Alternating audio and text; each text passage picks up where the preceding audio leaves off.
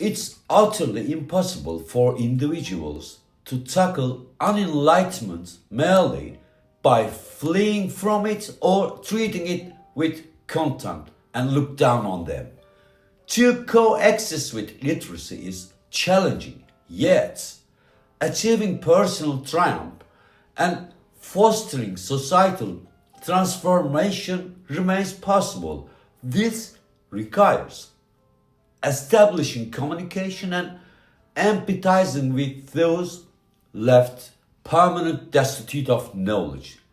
Can confronting cognitive darkness with society that initiates on an individual level and subsequently evolve into a widespread responsibility.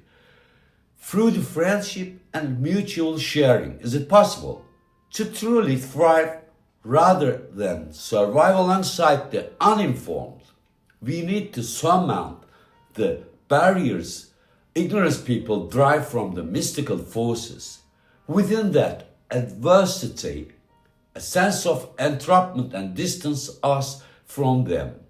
Our core issue is this very sentiment of oppression and tension.